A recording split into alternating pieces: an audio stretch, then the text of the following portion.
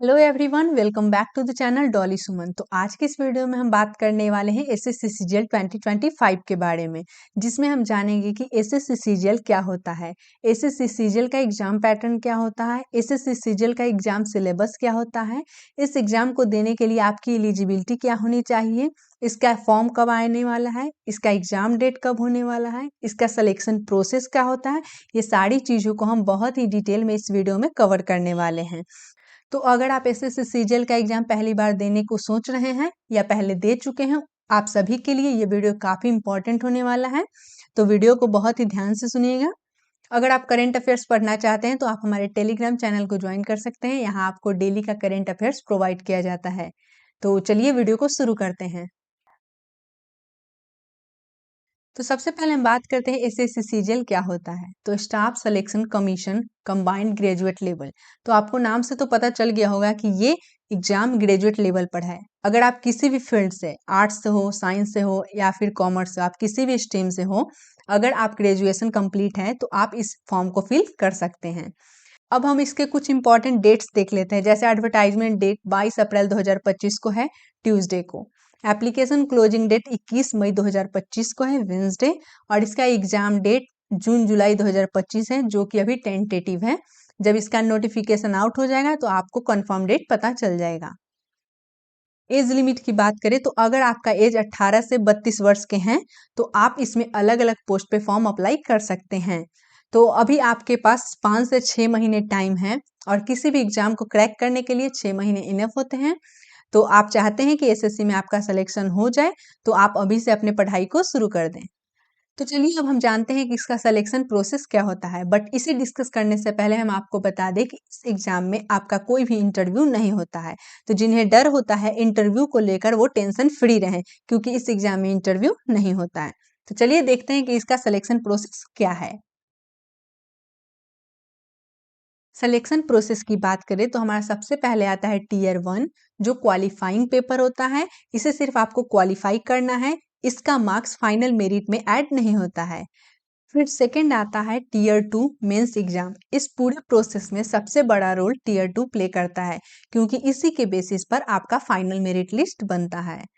फिर आता है डॉक्यूमेंट वेरिफिकेशन। टीयर 1 और टीयर 2 पेपर क्वालिफाई करने के बाद डॉक्यूमेंट वेरिफिकेशन होता है। यहाँ पर कुछ पोस्ट के लिए फिजिकल टेस्ट भी होता है। उसके बाद टीयर 1, टीयर 2 और डॉक्यूमेंट वेरिफिकेशन, ये तीनों प्रोसेस कंप्लीट करने के बाद ओवरऑल परफॉर्मेंस पर आपका फाइनल मेरिट लिस्ट बनता है। तो चलिए अब हम जानते हैं टीयर 1 के बारे में।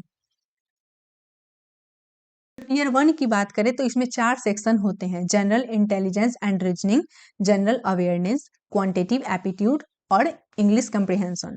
तो इसमें जनरल इंटेलिजेंस यानी रीजनिंग में 25 क्वेश्चन होते हैं, 50 मार्क्स के होते हैं। जनरल अवेयरनेस में भी 25 क्वेश्चन होते हैं, 50 मार्क्स के होते हैं। क्वांटिटेटिव एप्टीट्यूड भी 25 क्वेश्चन होते हैं, 50 मार्क्स के होते हैं। और इंग्लिश में भी 25 क्वेश्चन होते हैं, 50 मार्क्स के।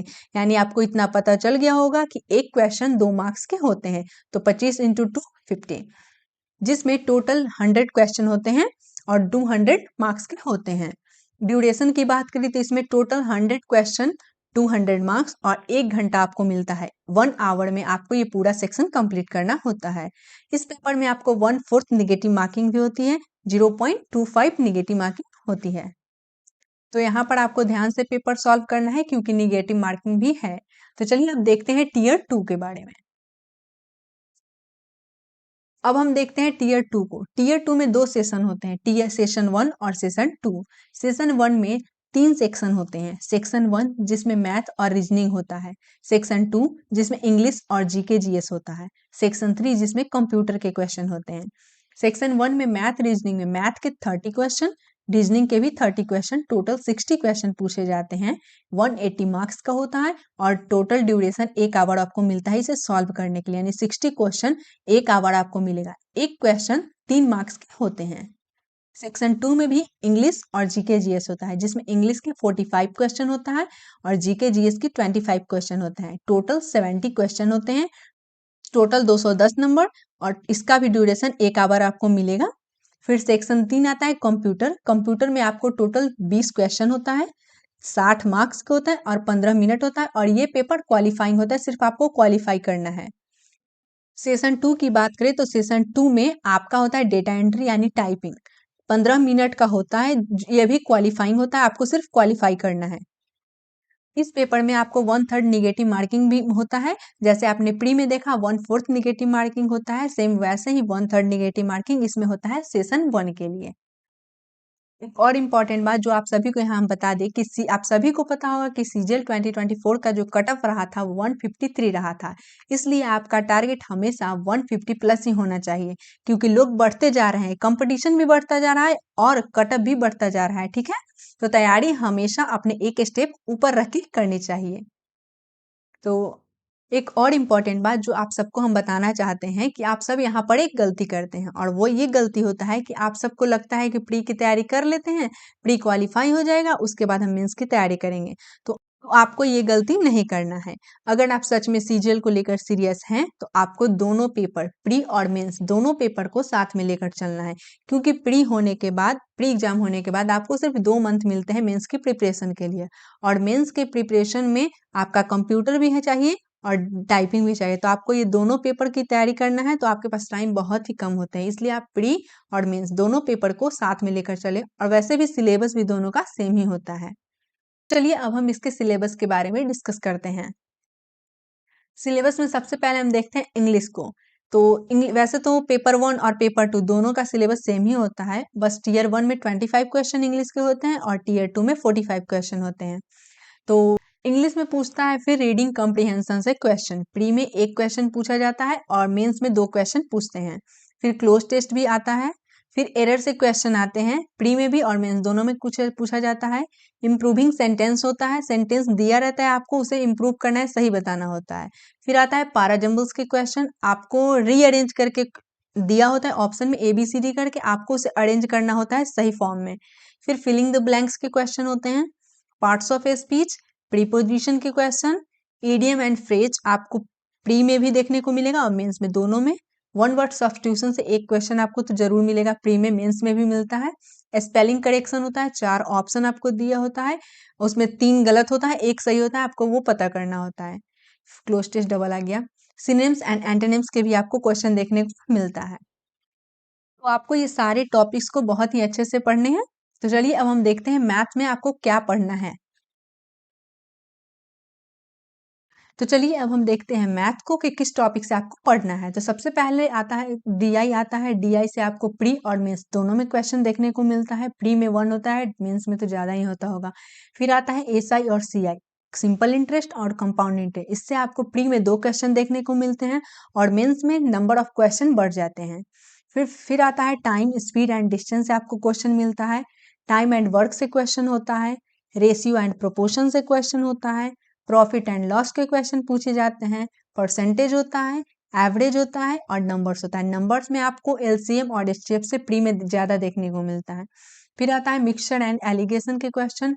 एरिया एंड वॉल्यूम होता है, मेंसुरेशन से देखने को मिलता है। ट्रिग्नोमेट्री के क्वेश्चन आते हैं और अलजेब्रा से क्वेश्चन पूछे जाते हैं। ईयर 1 में आपको इन्हीं चैप्टर से आपको देखने को क्वेश्चन मिलते हैं। मेंस में आपको कुछ टॉपिक और हो जाते हैं, जैसे पीएनसी मतलब प्रोबेबिलिटी से आपको क्वेश्चन, उसमें 2 से 3 क्वेश्चन आपको मेंस में देखने को मिलता है। प्री में तो नहीं मिलता, लेकिन मेंस में आपको देखने को मिलता है। तो आपको मेंस के लिए आपको पीएनसी भी पढ़ना है। और मेंस में आपको मीन, मीडियन, मोड से भी क्वेश्चन पूछे जाते हैं, इसलिए आपको वो भी पढ़ना है। चलिए अब हम डिस्कस करते हैं रीजनिंग को लेकर। रीजनिंग में टॉपिक है जो सीटिंग अरेंजमेंट से क्वेश्चन पूछा जाता है, सिलोजिज्म के, ब्लड रिलेशन के क्वेश्चन होते हैं, फजल्स होते हैं, इनपुट आउटपुट पूछा जाता है, कोडिंग एंड डिकोडिंग से क्वेश्चन होते हैं, डेटा सफिशिएंसी जो कि आपको प्री में देखने को नहीं मिलेगा बट मेंस में आपको मिलता है, 2 से 2-3 ऐसा कुछ होता है। फिर ऑर्डर एंड रैंकिंग के क्वेश्चन होते हैं, नंबर एंड अल्फाबेटिक सीरीज होता है, पेपर फोल्डिंग एंड कटिंग से क्वेश्चन आता है, mirror image and water image. Mirror image ज्यादा पूछे जाते हैं, तो आपको ऐसे आना दोनों चाहिए, क्योंकि हो सकता है वाटर इमेज पूछ दे तो इसलिए, लेकिन मिरर इमेज ज्यादा पूछा जाता है। इम्बेब्ड और एनालॉजी से क्वेश्चन होते हैं, ऑड वन आउट के क्वेश्चन होते हैं, डायरेक्शन एंड डिस्टेंस से क्वेश्चन होते हैं, काउंटिंग फिगर होता है, मैट्रिक्स होता है, मैथमेटिकल कैलकुलेशंस होते हैं, word order according to dictionary. तो आपको इसके लिए डिक्शनरी देखने आना चाहिए, क्योंकि इससे प्री में मेंस दोनों पेपर में आपको डिक्शनरी का ऑर्डर पूछा जाता है। तो चलिए अब हम डिस्कस करते हैं जनरल अवेयरनेस को। जनरल अवेयरनेस में पूछा जाता है हिस्ट्री से क्वेश्चन, पॉलिटी से क्वेश्चन, जियोग्राफी से क्वेश्चन, इकोनॉमिक से, स्टैटिक जीके एंड साइंस। इसमें सबसे ज़्यादा आपको हिस्ट्री से क्वेश्चन देखने को मिलता है, पॉलिटी में आपको आर्टिकल्स पूछा जाता है, जियोग्राफी, इकोनॉमी, स्टैटिक जीके में आपको अवार्ड, मतलब सारी चीज़ें आपको ध्यान में रखना है। साइंस से भी क्वेश्चन लेकिन थोड़ा कम होता है, लेकिन पूछा जाता है। फिर आता है करंट अफेयर्स के क्वेश्चन पूछा जाता है, बुक्स एंड ऑथर के नाम आता है, स्पॉट से लेकर मतलब ये पास्ट के इवेंट से लेकर करंट के सारे पूछे जाते हैं। इंपॉर्टेंट जितने भी स्कीम होते हैं वो पूछे जाता है, important days and event, portfolio and people in news, जो अभी न्यूज में करंट में चल रहे हैं उसके बारे में भी आपको पूछ दिया जाता है। पॉलिटी में आपको मेनली आर्टिकल, पार्ट और शेड्यूल, ये तीनों चीज़ों को ज़्यादा ध्यान देना है, क्योंकि ज़्यादा पॉलिटी में इसी से क्वेश्चन पूछे जाते हैं। जैसे आर्टिकल आर्टिकल पूछ दिया जाता है, फंडामेंटल राइट हो गया, फंडामेंटल ड्यूटीज हो गया, प्रेसिडेंट, गवर्नर, चीफ मिनिस्टर, ये सब इसकी मतलब योग्यता क्या है, ये सब चीज़ें ज़्यादा पूछी जाती है। तो आपको ये चीज़ ध्यान में, आपको मतलब मुंह पे रखना है। आर्टिकल कोई पूछ दे 14 क्या है भाई, तो इक्वालिटी बिफोर लॉ, तो ये आपको मुंह पे रखना है। तो इस वीडियो में इतना ही। इससे रिलेटेड आपको कुछ भी पूछना हो आप कमेंट कर सकते हैं। आई होप आपको ये वीडियो पसंद आया होगा। वीडियो अच्छा लगा हो तो वीडियो को लाइक और अपने फ्रेंड्स के साथ शेयर जरूर करें।